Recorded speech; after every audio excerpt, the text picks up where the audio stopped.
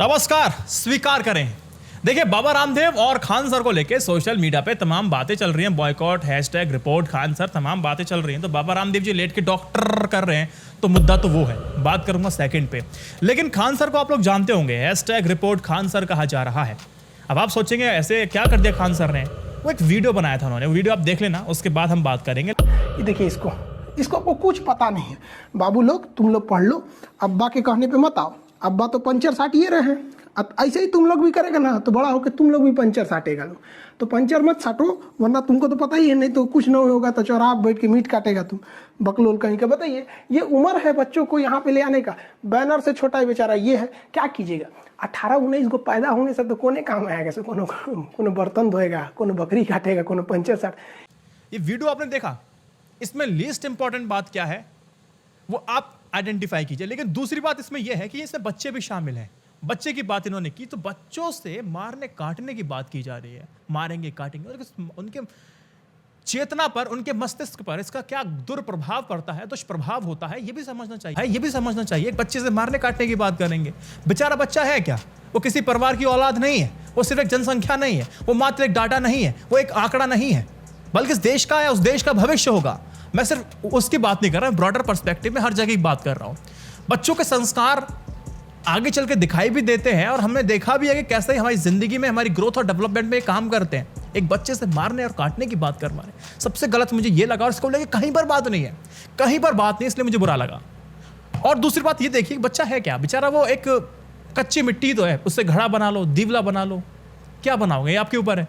या उस मिट्टी को ऐसा पड़ा है तो सूख जान दो, ये तो आपके ऊपर है ना। अब आप क्या करना चाहते हैं, आप क्या करेंगे उसके साथ, ये आपके विवेक पे रहेगा। लेकिन सोशल मीडिया पे कहीं पर भी इसको लेके बात नहीं हो रही है। दुख इस बात का है मुझे, देश में कितने बेवकूफ लोग रहते हैं। यहां पर मैं एक बात को और ऐड ऑन करना चाहूंगा कि आप देखेंगे ना कि आप चाहे छोटे क्रिएटर हो, चाहे बड़े क्रिएटर हो, चाहे मध्यम क्रिएटर हो, चाहे जिंदगी में आप कहीं पर भी खड़े हो या फिर 4 लोगों से आप बात कर रहे हो, तो हमारी जिम्मेदारी होती है कुछ ऐसा ना निकल जाए कि सामने वाले को बुरा लगे। ठीक है, हमें सोचना चाहिए, थोड़ा जिम्मेदारी के साथ बोलना चाहिए, वो भी तब जब हमें सुनने वाले काफी ज्यादा हों। अब इसका मतलब ये नहीं है कि मुझे सुनने वाले 3 लोग हैं तो फिर मैं गैर जिम्मेदारी तरीके से बात कर सकता हूं, अपनी पक्ष रख सकता हूं, तो वो भी सही नहीं है। कहने का मतलब सिर्फ ये है कि थोड़ा और जिम्मेदार बनना चाहिए था हर क्रिएटर को। दूसरा, सोशल मीडिया पे अगर आप देखेंगे तो बाबा रामदेव योगा करते आपको दिखाई दे रहे होंगे, और बाबा रामदेव के खिलाफ अगर मैं ये स्क्रीनशॉट आपके साथ जो शेयर कर रहा हूं उसमें आप देखेंगे तो बाबा रामदेव को लेके कहा जा रहा है कि इसका दिमाग खराब हो चुका है, इस तरह की भाषा की बात की जा रही है। और साथ ही ये भी कहा जा रहा है कि बाबा रामदेव को माफ़ी तो मांग ही ली है उन्होंने, लेकिन किस तरह से डॉक्टर का ये मजाक उड़ा रहे हैं। जब बीमार पड़ते हैं तो इसी एलोपैथी का उपचार कराते हैं, और जब डॉक्टरों को बदनाम कर रहे हैं। और आपको पता होगा कि हर्षवर्धन जी ने कहा है बाबा रामदेव से आपको माफ़ी मांगनी पड़ेगी जो आपने एलोपैथी डॉक्टर को लेकर के दी है, आपने जो बात कही है, तो वो माफ़ी उन्होंने मांग ली है। लेकिन आज सोशल मीडिया पर जब मैं देखा तो बाबा रामदेव डॉक्टर कर रहे थे, और साथ ही अभी आपने देखा होगा कि अभी डॉक्टर के अग्रवाल का निधन हुआ था, तो उसको लेकर के भी बाबा रामदेव ने एक बात कही थी कि 2 वैक्सीन के शॉट लेने का डॉक्टर मर रहे हैं। तो थोड़ी असंवेदनशीलता मुझे इसमें दिखाई दी। और बाकी आप लोगों को क्या सोचना है क्या नहीं है मुझे कमेंट सेक्शन में बताना। और ये वीडियो आप देख लीजिए जो डॉक्टर कर रहे हैं पैर को घुमाते हुए। तीसरा बोला मुझे डॉक्टर बनना है, टर टर टर टर टर टर टर टर करते रहते, टर बनना है, टर डॉक्टर। 1000 डॉक्टर तो अभी कोरोना की डबल वैक्सीन लगाने के बाद मर गए। कल क्या समाचार है, कितने 1000 डॉक्टर डबल वैक्सीन लगाने के बाद भी मर गए। अपने आप को ही नहीं बचा पाई, वो कैसी डॉक्टरी। बहुत सारे लोगों ने इनकी आलोचना की है कि अरे बाबा राम इसका कोई इलाज है नहीं है। अजीत अंजुम एक पत्रकार ने खुद बोला कि इसका इलाज है नहीं है कोई। बहुत बड़े बड़े पत्रकार उन्होंने सब बोला कि इसको सबक सिखाइए। विनोद कापड़ी जी हैं, वो कह रहे हैं कि यार क्या आदमी है, इसका इस पर कार्रवाई की जाए, ऐसी कार्रवाई की जाए जो कि एक बेंचमार्क बने। इस तरह के सारे मैं बताऊं तो ये सारी चीज़ चल रही है, आपने देखा भी होगा सोशल मीडिया पे। लेकिन आप सबको एक बात बता दूं कि 4 दिन पहले मैंने एक वीडियो डाला था, सब नौटंकी है पीएम नरेंद्र मोदी का फोटो लगाने के बाद। जो 4 दिन पहले मैंने बातें की थी, 3 दिन पहले जो मैंने बातें की थी उस वीडियो में, वो सारी बातें आज किसने की हैं, वो सारी की सारी बातें आर्मी डॉक्टर वीके सिन्हा ने खुला पत्र लिखा है। आपको जानकर के खुशी होगी, कम से कम INI न्यूज़ इंडिया पे ऐसी बात हमने की और उस बात को सपोर्ट भी आर्मी के डॉक्टर VK सिन्हा ने खुला पत्र लिखा है एम्स के जो डायरेक्टर हैं गुलेरिया साहब। अच्छा, गुलेरिया साहब पे मैं एक बात और कहना चाहता हूं कि इनको लेके कंट्रोवर्सीज पहले भी हुई थी। आप सबको याद होगा कि जब कोविड के केसेस बढ़ रहे थे, लंग में इन्फेक्शन बढ़ रहे थे, लोग अपने आप जाके HRCT स्कैन करा रहे थे।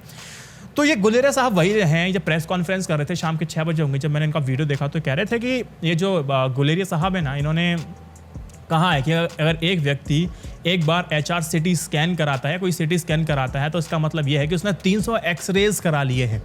ये बात बिल्कुल फेक निकलती है, ये डराने वाली बात थी, गलत भ्रमित करने वाली बात थी।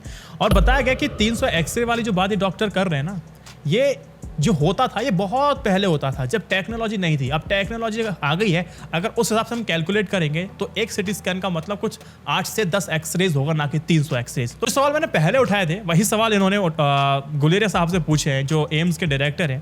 उन्होंने बोला कि 7 अप्रैल 2021 को जो दिशा निर्देश दिए गए थे इनके द्वारा, और कहा गया था कि जो भी जो मरीज हैं, जो होम क्वारंटीन हो रहे हैं, आइसोलेट हो रहे हैं, तो उनको डॉक्टर आइवरमेक्टिन टैबलेट दे सकते हैं। अब सवाल क्या था कि देश में डॉक्टर की कमी है। अब जब ये बात एम्स से निकली, इसका मतलब सही बात है। जितने भी छोला छाप टाइप के जो डॉक्टर थे, डिग्री फिग्री क्या होती है उनको खुद नहीं पता। अगर उनसे पूछो कि भैया आप डॉक्टर साहब आपने क्या पढ़ाई की थी, तो बोलेंगे हमने BSc, MSc और PhD, पता नहीं कौन कौन सा डिग्री के नाम बता देंगे, लेकिन वो नहीं बताएंगे कि उन्होंने कर क्या लिया। वो भी डिग्री आप देखेंगे निकाल के, तो वो डिग्रियाँ बहुत आसानी से मिल जाती हैं। वाकई कैसे डिग्रियाँ आसानी से मिल जाती हैं, तो भाई साहब ये देश है भारत, हाँ बहुत आसानी से सब कुछ मिल जाता है। तो कुछ ऐसे झोला छाप डॉक्टर थे, तो वही बात को बिल्कुल सही माना और मरीजों को वो आइवरमेक्टिन देना शुरू कर दिया। गांव में पूरा ये हाल चलता रहा, इसके साइड इफेक्ट्स भी हुए और देखते देखते क्या हुआ कि ये जो आइवरमेक्टिन की डिमांड इतनी बढ़ गई थी, स्टोर से गायब होना शुरू हो गई। इसके जो प्राइसेस थे बहुत ज़्यादा बढ़ गए। अब इसको लेकर के ना, इसमें क्या था कि जो केंद्र सरकार है और जो ICMR है, सार्वजनिक तौर पर आमने सामने आ गए थे कि, और 7 अप्रैल 2021 को जब कहा गया कि आइवरमेक्टिन दी जा सकती है, तो 7 अप्रैल 2021 तक WHO ने साफ तौर पर बोला कि ऐसा कोई साक्ष्य नहीं है कि इसमें कोविड का आप इलाज कर सकते हैं। इसमें ऐसा कोई साक्ष्य सामने नहीं आया, तो ऐसा मत कीजिए। तो इसको लेकर आर्मी के डॉक्टर VK सिन्हा ने पत्र लिखा, तो उसमें बोला वो खुद आश्चर्य है कि ऐसा कैसे हो सकता है। और साथ ही वही जिक्र किया जो मैंने कहा था कि जब रेमडेसिविर को WHO ने साफ तौर पे मना कर दिया कि ये इंजेक्शन लगाने की आवश्यकता नहीं है, कि इससे वायरस लोड कम नहीं होता, फिर भी ये रिकमेंड किया गया और बार बार रिकमेंड किया गया, और फिर भी एम्स के डॉक्टर ने इसके लिए बना नहीं किया। और स्टेरॉइड्स को लेकर निशाना साधा, उन्होंने बोला कि आपने स्टेरॉइड्स का नाम लिया तो वहाँ झोला छाप डॉक्टर हर किसी के पेशेंट को देने लगे। स्टेरॉइड्स देने के पीछे एक समझ होती है डॉक्टर की, सब कैलकुलेशन करने के बाद स्टेरॉइड्स देता है। वो तो जो भी पेशेंट आ रहा है, ले स्टेरॉइड्स, दे स्टेरॉइड्स, ओवर कर दिया, इसका ओवर यूसेज करा दिया स्टेरॉइड्स का। हर पेशेंट को BP बढ़ रहा है, बढ़ने दो, कोई दिक्कत नहीं है, और शुगर बढ़ रहा है, बढ़ने दो, कुछ दिक्कत नहीं है। इसका दुष्परिणाम क्या निकला? VK सिंह साफ तौर पे कहते हैं कि बैक्टीरिया और फंगस संक्रमण के रूप में विनाशकारी परिणाम सामने आए हैं। अभी आपने ग्रीन फंगस, आपने व्हाइट फंगस, ब्लैक फंगस, अब येलो फंगस भी मार्केट के अंदर आ गया है। अब ये भी बहुत बड़ी समस्या है, इससे भी लोगों को जूझना है। अब ये सारी बातें डॉक्टर साहब ने कही, निशाना साधा, वही बातें जो मैंने कही थी। हम भी कुछ रिसर्च करने के बाद बोलते हैं, तो ये सारी बातें थोड़ा आप समझिए कीजिए। और सिंपल सी बात ये भी है कि इस तरह की गाइडलाइंस की वजह से आपको कभी पता नहीं चलेगा कि इस स्टेरॉइड्स की वजह से कितने पेशेंटों का मौत हुई थी। प्रपोर्शन अगर आप निकालेंगे तो प्रपोर्शन आपको पता नहीं चलेगा। और साथ ही आपको यह भी पता नहीं चलेगा कि रेमडेसिविर को 35-35, 40-40, 60-60, 70-70 हज़ार का इंजेक्शन लेने के लिए कितने गरीब परिवार लोगों ने वो जमीन का टुकड़ा बेचा होगा, गहने, माओ ने अपने गहने बेचे होंगे, बच्चों ने अपने मोबाइल फ़ोन बेचे होंगे, पता नहीं किसने क्या क्या किया होगा जब रेमडेसिविर का इंजेक्शन लगाया होगा। और अब निकल के सामने आता है, ये तो आप पहले ही चुका था, कि रेमडेसिविर तो वायरस लोड कम करता ही नहीं है, स्टेरॉइड्स। ये कहानी बहुत बेकार थी।